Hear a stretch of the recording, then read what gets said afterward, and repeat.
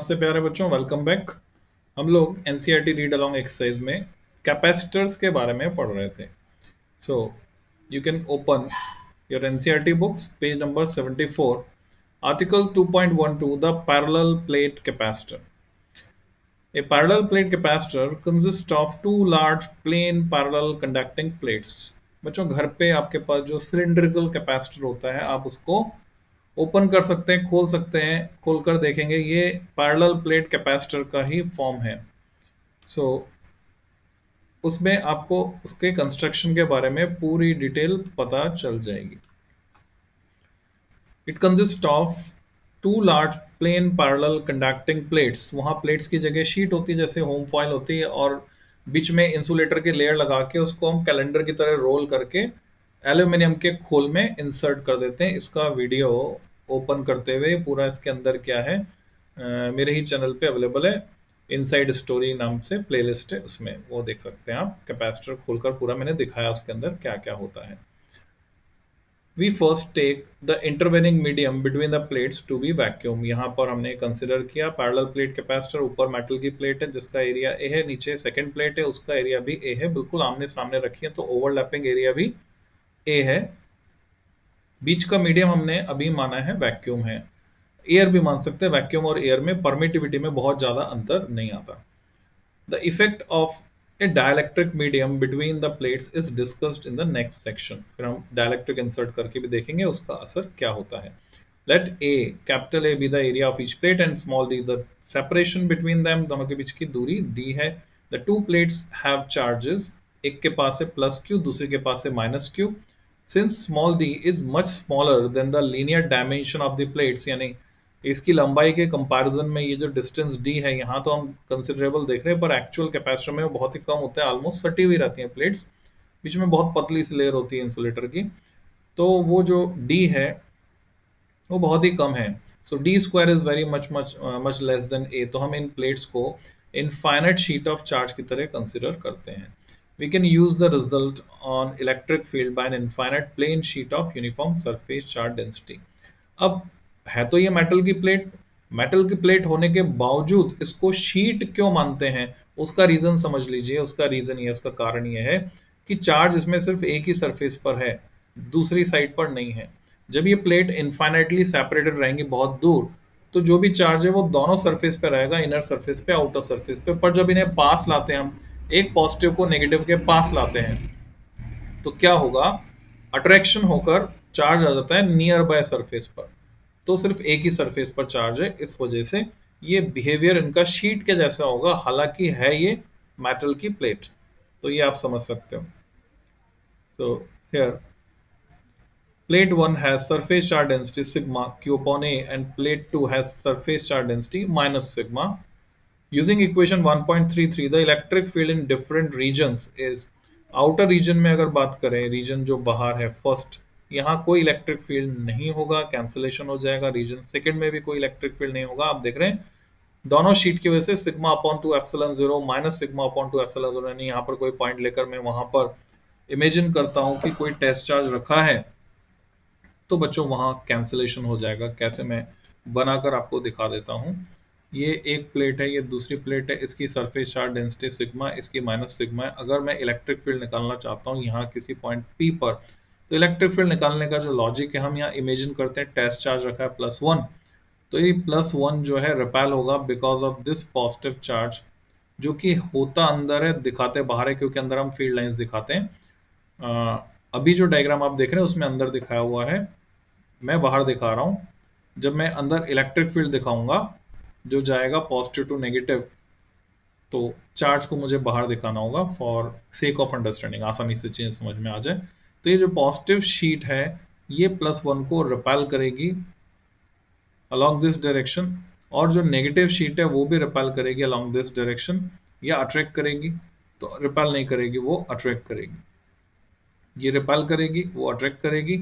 अच्छा, डिस्टेंस पर डिपेंड नहीं कर रहा है फील्ड, क्योंकि शीट्स इनफाइनाइट है, ये पॉइंट पी की डिस्टेंस नेग्लिजिबल है compare to size of the sheet, तो नेट फोर्स और नेट फील्ड यहाँ पर 0 हो जाएगा। इसी तरह से यहाँ कोई पॉइंट क्यू है, तो यहाँ पर भी फील्ड 0 हो जाएगा। नेगेटिव अट्रैक्ट करेगी, पॉजिटिव रिपेल करेगी।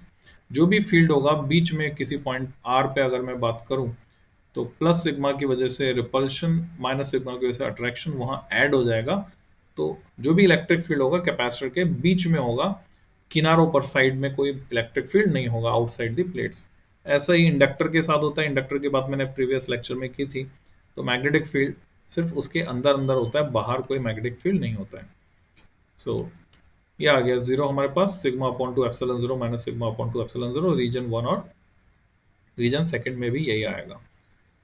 In the inner region between the plates 1 and 2, the electric field due to the two charge plates add up. आधा और आधा मिलाकर एक, और ये होगा सिग्मा अपॉन एप्सिलॉन जीरो, जहां पर हम सिग्मा की वैल्यू रख सकते हैं। Sigma of the charge density, surface charge density है। एक प्लेट के पास चार्ज क्यू है, उसका एरिया ए है, तो ये है क्यू बाय ए। सिग्मा की जगह हमने क्यू बाय ए रखा। The direction of electric field is from the positive to the negative plate. Thus, the electric field is localized between the two plates and is uniform throughout. For plates with finite area, this will not be true near the outer boundaries of the plate. ठीक है, जब तक infinite मान रहे हैं तब तक ये रूल लागू होगा। फाइनाइट अगर हो गई तो ये रूल लागू नहीं होगा। The field lines bend outward at the edges, an effect called fringing of the field. बच्चों इसको अंडरलाइन कर लीजिए, एक नंबर में आपसे पूछा जाता है और कंपटीशन में भी पूछ सकते हैं, what is fringing of the field. जब हम इलेक्ट्रिक फील्ड की बात करते हैं तो ये जो इलेक्ट्रिक फील्ड है बीच के हिस्से में तो यूनिफॉर्म रहता है। जैसे मैंने कैपेसिटर बनाया, इलेक्ट्रिक फील्ड लाइंस दिखाई, बीच के हिस्से में इलेक्ट्रिक फील्ड यूनिफॉर्म है, इक्विडिस्टेंट पैरेलल लाइन। पर जब हम किनारे की तरफ जाते हैं तो ये लाइंस थोड़ी सी बैंड हो जाती हैं, क्योंकि इनमें टेंडेंसी होती है ट्रांसवर्स डायरेक्शन में एक दूसरे को रिपेल करने की। अभी जो बीच वाली लाइन है इसको तो क्या हुआ, इस लाइन ने इधर धकेल दिया, नीचे वाली लाइन ने उधर धकेल दिया, तो ये बिल्कुल सीधी है।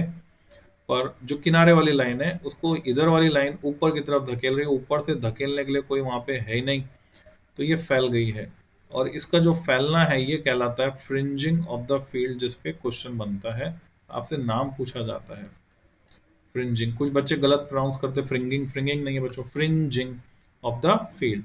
फ्रिंज वर्ड से बना है, इसको हम बल्जिंग इफेक्ट भी कह सकते हैं। फ्रिंज वर्ड आप पढ़ते हैं, वेव ऑप्टिक्स में पढ़ेंगे, इंटरफेरेंस में fringes. By the same token sigma will not be strictly uniform on the entire plate.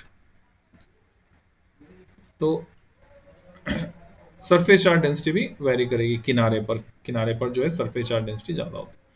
E and sigma are related by equation 2.35, जो हम पहले देख चुके हैं। However, for d square very much less than a, these effects can be ignored in the regions sufficiently far from the edges.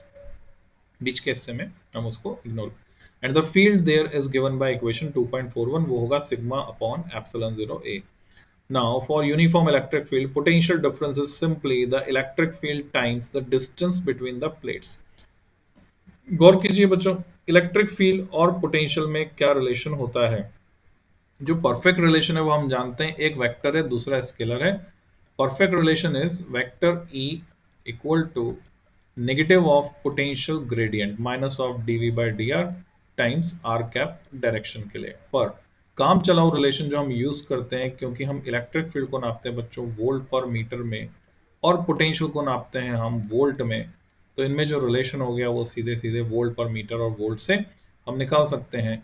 मैं E को लिख सकता हूँ V बाय डी या V बाय आर, डिस्टेंस को R से दिखाऊं तो, और यहाँ कैपेसिटर की प्लेट्स के बीच D है डिस्टेंस, और पोटेंशियल डिफरेंस जो है दोनों के बीच वो V है। तो E equal to V by d से हमारा काम यहाँ पर चल रहा है, तो हम E equal to V by d use करते हैं, तो वहां से V आ गया हमारे पास E इंटू डी। अब मैंने क्या किया, E की वैल्यू रख दी Q अपॉन एप्सिलॉन 0 A, और वो D से मल्टीप्लाई हुआ, तो पोटेंशियल डिफरेंस हमें मिल गया। फिर हम जानते हैं किसी कैपेसिटर की कैपेसिटी, जब भी आपको कैपेसिटी निकालनी है आप फॉर्मूला कौन सा यूज करेंगे, C equal to q by v. ये किसके कोरस्पॉन्डिंग है, सिमेट्री में चलते हैं बच्चों याद रखने के लिए। फिर सिमेट्री का फायदा हमें फिजिक्स में लेना है। जैसे आपने पढ़ा R equal to v upon I, ये छोटी क्लास में पढ़ लिया, फिर अभी रिपीट होगा करंट इलेक्ट्रिसिटी में हम फिर से पढ़ेंगे। वैसे ही है बच्चों C capacity, C equal to q upon v, और ऐसे ही आप L के लिए पढ़ेंगे, L is E upon di by dt। ये आप पढ़ेंगे आगे।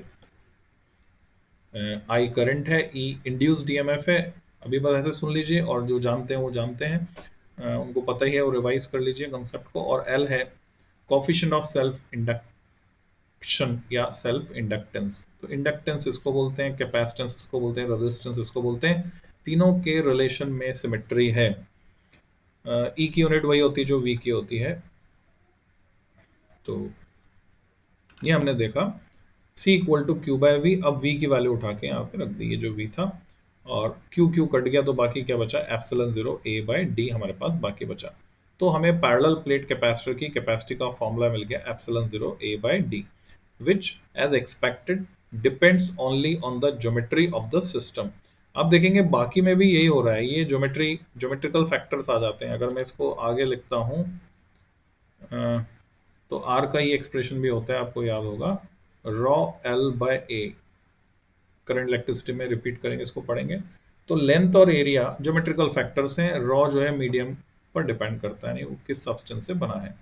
इसी तरह से यहाँ पर सी के लिए जो हमने फॉर्मूला निकाला है, एप्सिलॉन जीरो ए बाय डी। तो बच्चों यहाँ पर ये जो ए है और डी है वो ज्योमेट्री से रिलेटेड फैक्टर्स हैं। इसी तरह से यहाँ पर भी जब हम एल के लिए एक्सप्रेशन निकालेंगे तो बच्चों ये आएगा mu zero n square A L, ऐसा कुछ एक्सप्रेशन वहां पे आप देखोगे। तो वहां फिर से दो फैक्टर आ जाएंगे, area and length.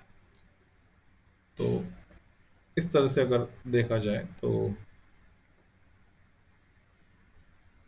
Number of turns, total number of turns है ना, ये एन जो होता है यहाँ पे होता है total number of turns, and it is equal to number of turns पर यूनिट लेंथ इनटू एल। तो ऐसी सिचुएशन में एल ऊपर नहीं आएगा। अगर मैं कैपिटल एन स्क्वायर लिखता हूं तो एल नीचे आएगा। हाँ, अगर मैंने स्मॉल एन लिखा होता तो ये ऊपर आता। मैं इसको काट देता हूँ। तो it is like that. Geometrical factors को हमने समझा। Geometry of the system for typical values like a equal to 1 meter square and d equal to 1 millimeter, हमें क्या मिल जाएगा, c मिल जाएगा हमें 8.85 10 पर minus 12 coulomb square per newton metre square into 1 metre. Convert कर दिया हमने, वैल्यूज पुट कर दी सारी ना। तो हमें मिलता है 8.85 इंटू 10 पर माइनस 9 फैरेड। कैपेसिटी कितनी मिलती है, अगर हम यूनिट एरिया सरफेस एरिया वाली प्लेट्स लें और उनके बीच की डिस्टेंस 1 मिलीमीटर रखें, तो कैपेसिटी नैनो फेरेड, 10 की पावर माइनस 9 को बोलते हैं बच्चों नैनो फेरेड के ऑर्डर की कैपेसिटी हमें मिलती है। You can check that if 1 farad is 1 coulomb per volt. 1 coulomb, ये वोल्ट को हमने कन्वर्ट कर दिया, वोल्ट होता है W बाई क्यू, और वहीं से आ गया जूल मीटर, जूल होता है न्यूटन मीटर, न्यूटन मीटर पर कूलम आ गया। सो 1 coulomb square per Newton meter. This shows that 1 farad is too big a unit in practice as remarked earlier. 1 farad जो है उसमें कूलम आ रहा है, और कूलम अपने आप में बहुत बड़ी यूनिट है।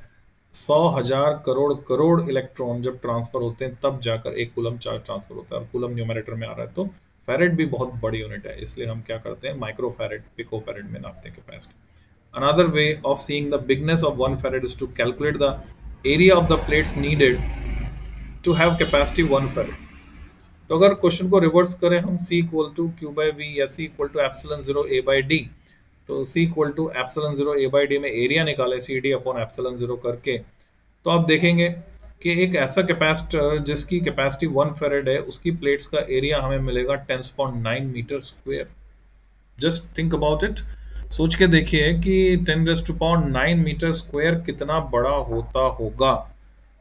किलोमीटर स्क्वायर में कन्वर्ट कर सकते हैं हम इसको, तो किलोमीटर स्क्वायर में भी कन्वर्ट करेंगे तो 10⁶ कम होएगा खाली।